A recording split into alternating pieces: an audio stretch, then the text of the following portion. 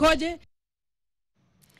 Bado tukiendelea mtazamaji, wandani wa serikali pana kati ya kinara wa chama cha ODM Oburu Oginga na Rais William Ruto wamedokeza kupanga njama ya kutekeleza mabadiliko ya uongozi bungeni yanayolenga kuang'atua wabunge ambao walienda kinyume cha vyama vyao kwenye chaguzi ndogo za wiki jana.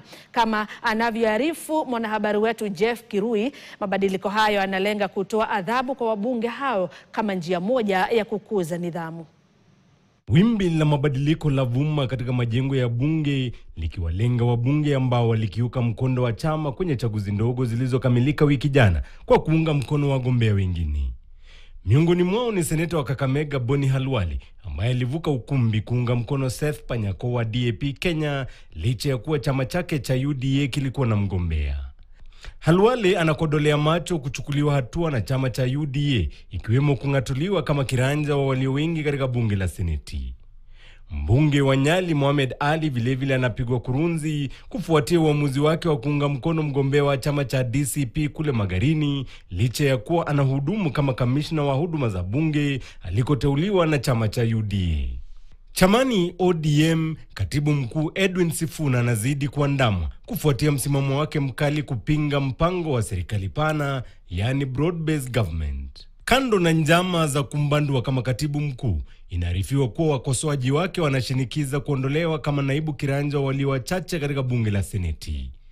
Msumeno huu pia unamlenga mbunge wa Saboti Caleb Amisi ambaye sawa na Sifuna amekosoa hatua ya chama cha ODM kushirikiana na serikali ya Rais William Ruto. Amisi anakodelea macho kung'atuliwa kama naibu mwenyekiti wa kamati ya uwekezaji katika bunge la taifa. Usuhuba wa kisiasa kati ya mbunge wa Kitutu Chache Kusini Anthony Kibagendi na naibu kinara wa chama cha Jubilee Fred Matiang'i umemtia mashakani. Wadau chamani ODM wakidokezwa kuendeleza shinikizo za kuondolewa kama naibu mwenyekiti wa kamati ya uwekezaji kuhusu elimu na uongozi. Katika kaunti ya Homa Bay, mkwaruzano unatokota kati ya gavana Gladys Wanga na naibu wake Oyugi Magwanga.